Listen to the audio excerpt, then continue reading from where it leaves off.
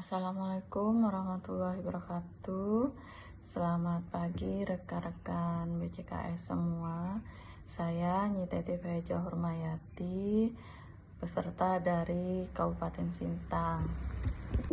Kali ini saya akan menyampaikan sebuah langkah penyelesaian kasus dengan menggunakan 9 langkah pengambilan dan pengujian keputusan.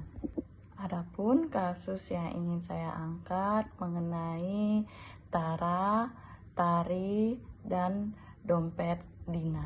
Ada dua nilai-nilai yang bertentangan. Yang pertama mengenai nilai kejujuran dan keadilan. Yang kedua adalah tentang kesetiaan dan loyalitas pertemanan. Tari mengetahui bahwa Rara telah mengambil dompet Dina. Sebagai warga sekolah yang baik, maka Tari ingin melaporkan kejadian tersebut. Hal ini bisa menjadi nilai kejujuran versus keadilan. Namun Rara adalah sahabat Tari, sehingga Tari merasa jika ia melaporkan Rara, maka persahabatan mereka akan hancur. Maka ini adalah nilai kedua antara kesetiaan versus loyalitas persahabatan.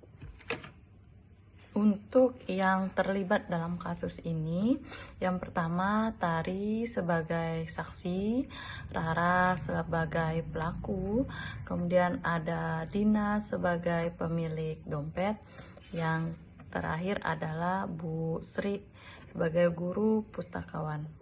Pada langkah pengumpulan fakta secara relevan, fakta yang pertama, Rara menemukan dompet pada saat ia membersihkan ruang perpustakaan. Kemudian Rara mengambil dompet tersebut dan menyimpannya di dalam tas tanpa berniat untuk mengembalikannya. Kemudian Nina, pemilik dompet, mengumumkan kehilangan dompet tersebut kepada Ibu Sri selaku guru pustakawan. Nah, Tari menyaksikan langsung kejadian tersebut sejak awal. Terus Rara ini adalah sahabat dekat Tari dan sering membantunya. Kemudian tidak ada orang lain yang melihat kejadian tersebut kecuali Tari. Apakah hal ini yang dilakukan Rara adalah melanggar hukum? Jawabannya adalah iya. Karena Rara mengambil hak yang bukan miliknya dan tidak mengembalikannya, sehingga ini merupakan pelanggaran hukum. Kemudian Tari tidak melapor juga dan ikut terlibat dalam pelanggaran hukum tersebut. Untuk kisah itu adalah uji pertama atau uji legal. Uji kedua yakni uji regulasi mengenai apakah ini sesuai dengan kode etik atau kebijakan sekolah. Jawabannya tentu tidak. Sekolah memiliki tata tertib tentang kejujuran dan barang temuan itu wajib dikembalikan. Uji ketiga adalah uji intuisi. Tari pasti tidak tenang karena ia mengetahui bahwa Rara sudah melakukan kesalahan dan ia memiliki kewajiban moral untuk membantu Nina karena yang kehilangan dompet adalah Nina. Selanjutnya uji keempat adalah uji publikasi. Bagaimana jika keputusan ini dibaca masyarakat di koran atau media sosial? Jika diketahui publik, maka Tari melihat tetapi diam, reputasinya akan ikut hancur. Ia akan terseret dalam kasus dan dianggap sebagai pembohong dan tidak berintegritas. Uji kelima adalah uji panutan atau idola. Apa yang akan dilakukan tokoh yang saya kagumi dalam situasi ini? Tokoh yang dikagumi pasti akan memiliki untuk melaporkan kebenaran meskipun akan bertentangan atau berlawanan dengan pertemanan. Kesimpulan dari uji etika, semua uji etika ini bertujuan atau memberikan keputusan untuk melaporkan atau setidaknya menegur akan tingkah Rara yang salah. Tidak melaporkan adalah pilihan salah secara moral hukum, dan itu juga salah dalam regulasi. Paradigma yang paling relevan di sini adalah tentang kebenaran versus kesetiaan. Di satu sisi, Tari harus melaporkan perilaku Rara yang sudah mengambil dompet. Ini adalah nilai moral universal yang harus ditegakkan. Di sisi yang lain, yaitu tentang kesetiaan, Tari ingin menjaga persahabatannya dengan Rara.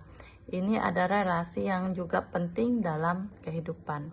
Ini adalah konflik nilai moral universal dan nilai relasional yang sama-sama penting, saling bertentangan dalam situasi. Saya mengambil kombinasi dua prinsip. Yang pertama, prinsip berbasis peraturan. Yang kedua, prinsip berbasis rasa peduli. Dengan menggabungkan kedua prinsip ini, keputusan yang diambil akan tetap menegakkan keadilan, tetapi dengan cara manusiawi dan tidak mempermalukan. Pada kasus ini, Tari tidak harus melaporkan atau diam. Ada opsi ketiga yang lebih adil. Yang pertama, Tari dapat mendekati Rara secara pribadi terlebih dahulu dan memberikan pengarahan, pengertian bahwa apa yang dilakukan Tari itu salah dan mengajak Tari untuk mengembalikan dompetnya.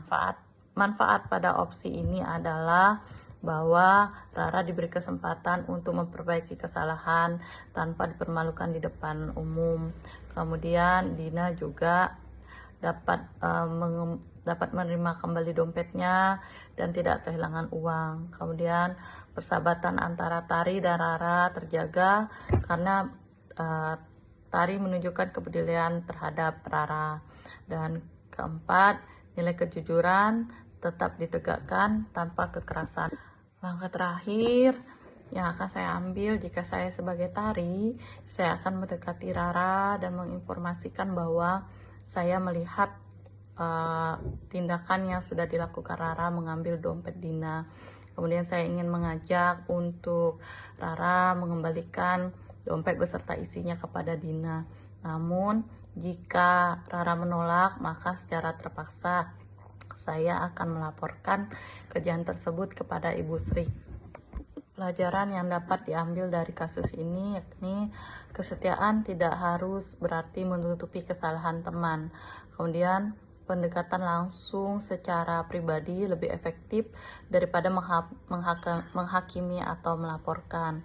Yang ketiga, 9 langkah pengambilan keputusan memberikan panduan yang luar biasa untuk tidak mengambil keputusan secara implisit, dan setiap langkah mampu menjernihkan pikiran dan memastikan keputusan diambil dengan pertimbangan matang. Demikian dari saya. Wassalamualaikum warahmatullahi wabarakatuh.